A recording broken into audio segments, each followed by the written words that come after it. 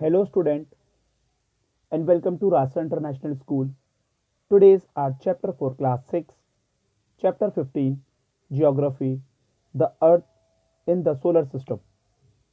And today we have topics to discuss the earth and the sun from the page number 116 to 117. The earth. The earth is the third planet out from the sun 149.6 million kilometers away from the sun on an average.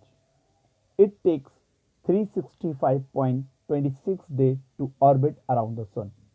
It is the fifth largest planet in the solar system. It is slightly flattened at the poles. Earth third planet है सन से, मतलब सन से अर्थ की दूरी कितनी है, एक third planet है और जो इसकी दूरी है वो 149.6 मिलियन किलोमीटर दूर है ये सन से। अगर हम सन से अर्थ को देखें तो ये थर्ड प्लैनेट है, फर्स्ट, सेकंड एंड थर्ड, यानी फर्स्ट पे मर्क्यूरी, सेकंड पे वीनस और थर्ड पे अर्थ है। तो जो अर्थ है, अगर हम सन से लेके चलें तो अर्थ क्या है, थर्ड प्लैनेट है। Earth is the third planet out from the sun, और सन से अर्थ की जो दूरी है वो कितनी है, 149.6 million kilometre. It takes 365.26 orbit around the sun. It's mean कि जो सन है, जो अर्थ है, वो सन के एक रिवॉल्व करने में एक चक्कर लगाती है सन के। ये सन के चारों ओर घूमती है, ये जैसे कि आप इस पिक्चर में देख रहे हैं, ये सन के चारों ओर घूम रही है। तो इसको कंप्लीट करने में, इसका जो एक रिवॉल्व, इसको जो एक रिवोल्यूशन है, इसको कंप्लीट करने में कितना टाइम लेती है, 365.26 day to orbit around the sun. मतलब अगर हम देखें तो इसका कितना है कि 365 डेज का ये पूरा एक टाइम है जो कि ये कंप्लीट कर रही है।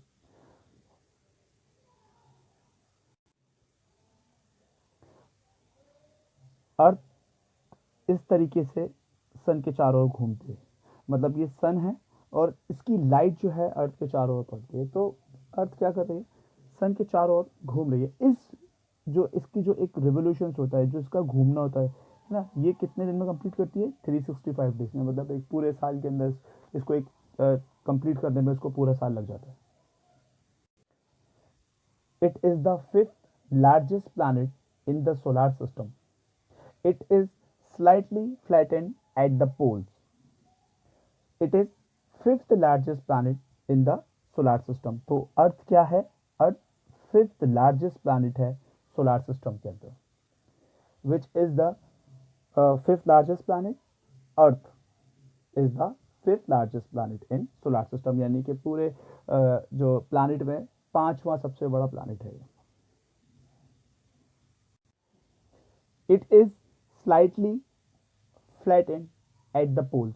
तो अर्थ के अगर देखे जाए तो ये दो पोल होते हैं, ठीक है, जैसे कि ये नॉर्थ पोल होता है और ये होता है साउथ पोल। ठीक है, ये नॉर्थ पोल और ये साउथ पोल। जैसे ये हुआ नॉर्थ पोल, यानी हम जो ऊपर वाला पार्ट देखते हैं इसको हम नॉर्थ पोल बोलेंगे, ठीक है।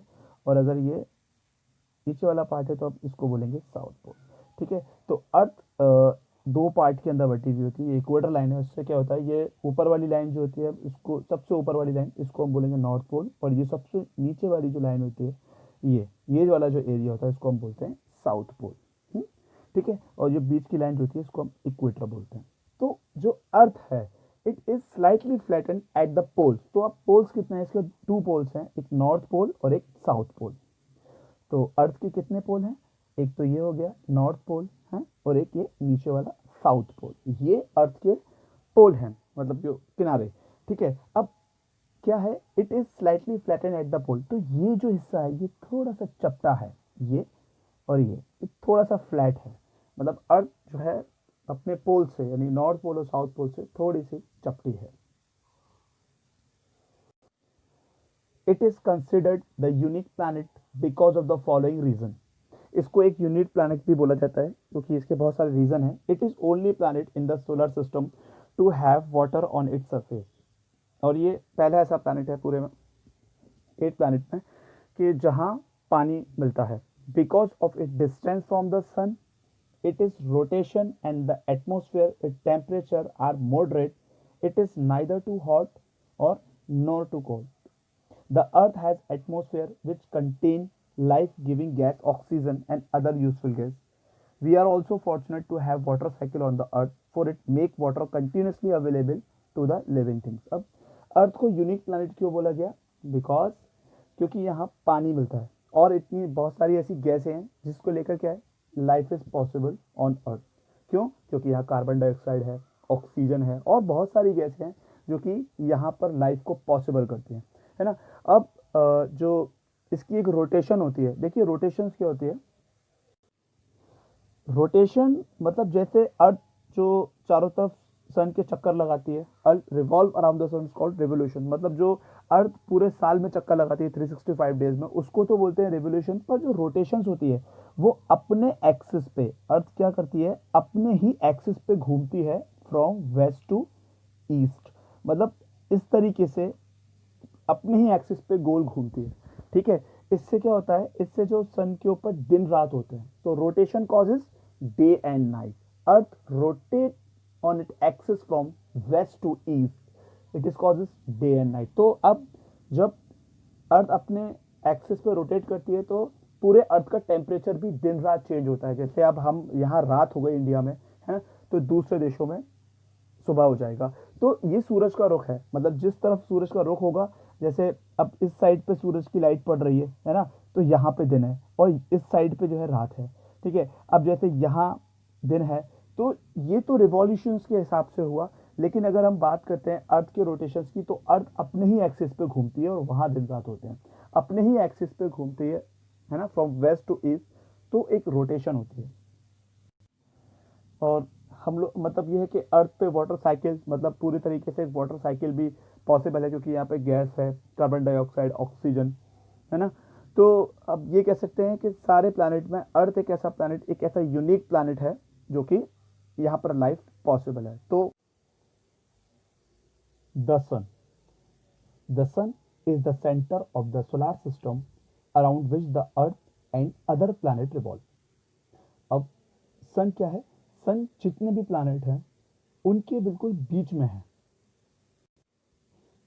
जैसे कि आप इस पिक में देख रहे हैं। तो अगर देखा जाए तो ये सन है और बाकी सब जो इसके चारों ओर घूमते हैं, यानी चारों रिवॉल्व करते हैं, ये सब क्या कहलाते हैं, ये सब प्लैनेट कहलाते हैं। तो सन क्या है, एक अल्टीमेट सोर्स है सारे प्लैनेट तक रोशनी पहुंचाने के लिए, ठीक है। अगर मतलब सन अर्थ अपनी जगह पर रोटेट करती है तो सन की रोशनी अर्थ की तरफ भी जाती है, यानी जितने भी प्लैनेट हैं सबके पास जो है सन की रोशनी जाती है। तो सन एक अल्टीमेट सोर्स की तरह काम करता है, क्योंकि सन की हीट से ही जो अर्थ है उस पर लाइफ पॉसिबल है, क्योंकि हम दिन की रोशनी में बहुत सारे काम करते हैं।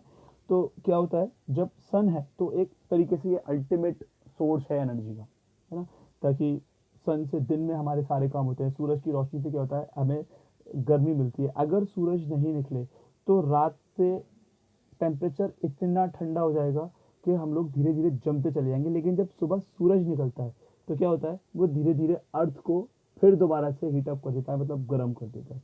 तो अर्थ जो सन जो है वो अर्थ के लिए एक अल्टीमेट सोर्स ऑफ एनर्जी है।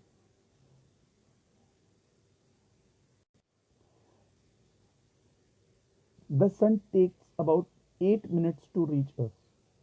मतलब जो सन की रेज हैं वो अर्थ तक पहुंचने में कितना टाइम लगता है उसका, 8 मिनट। जैसा कि हम इस पिक्चर में देख रहे हैं, अगर सन की रोशनी इस तरीके से अगर अर्थ पे आ रही है, मतलब जब सुबह सूरज की जो किरण निकलती है पहले, है ना, तो जो सन की रेज है वो अर्थ तक पहुंचते पहुंचते कितना टाइम लगता है, 8 मिनट। यानी सन से अर्थ तक पहुंचने का जो टाइम है वो 8 मिनट का लगता है। और temperature at the centre of sun is estimate to be about 15 million degree Celsius. जो उसके सेंटर का, जो सन के सेंटर का एक जो टेम्परेचर है वो कितना है, 15 million degree Celsius. At its surface the temperature about 6000 degree Celsius. और इसकी जो सरफेस का जो एक टेम्परेचर है, इसकी सतह का जो एक टेम्परेचर है वो कितना होगा, वो 6000 डिग्री सेल्सियस होगा। The light from the sun gets reflect from the planet and their moon, which make it possible for us to see them since they do not produce their own light. अगर हम moon की बात करें तो moon की अपनी light नहीं होती है। जब रात को जब हम देखते हैं वो मून चमक रहा होता है तो वो मून की अपनी लाइट नहीं होती है। दूसरी तरफ जहाँ सन निकला हुआ होता है उसका रिफ्लेक्ट जो है वो मून पे पड़ता है, तब हमें मून चमकता हुआ दिखाई देता है। तो मून की अपनी लाइट नहीं होती है। जैसा कि आप इस जीआईएफ में देख रहे हैं, ये जिस तरीके से मतलब सन आ रहा है, ये जो रोशनी आ रही है इसकी, ठीक है, ये तो अर्थ तक रोशनी गई है, तो अर्थ के इस पार्ट में रोशनी हो गई, लेकिन जो मून का जो रिफ्लेक्ट है, जो रिफ्लेक्शन है, जो मून पे जो रिफ्लेक्ट पड़ रहा है वो ये रिफ्लेक्ट पड़ता है। यानी जो सन, जो अर्थ पे पूरा एक रिफ्लेक्ट पड़ रहा है, ये तो ठीक है, ये पड़ रहा है इस पर रिफ्लेक्ट, लेकिन इसका रिफ्लेक्शन मून पे भी पड़ता है। तो एक तरफ जो सन पे एक टाइप पे एक रोशनी होती है, तो वही दूसरे टाइप एक अंधेरा भी होता है। तो दूसरे टाइप जब अंधेरा होता है तो क्या दिखता है, सन की रिफ्लेक्शन से मून चमक रहा होता है। जैसे फॉर एग्जांपल अगर यहाँ इंडिया में है ना, यहाँ पे रात हो रही है, हम रात को मून चमकते हुए देख रहे हैं, तो वो क्या कर रहे हैं, जो वर्ल्ड के दूसरे साइड पर, यानी अब सूरज दूसरे साइड पे तो होगा ना, तो उसकी रोशनी उस हिस्से पे तो पड़ रही है, वहां तो दे रहे हैं, लेकिन उसमें से जो सन की रेस का कुछ पार्ट निकल कर मून पे पड़ रहा है, तो इस का जो एक रेस की जो इफेक्ट है इससे मून चमकता है। तो मून की अपनी लाइट नहीं होती है, ये किसका रिफ्लेक्शन होता है, ये सन का रिफ्लेक्ट होता है। I hope you like this video. We will upload some more topic with some new videos. Till then, stay safe and goodbye.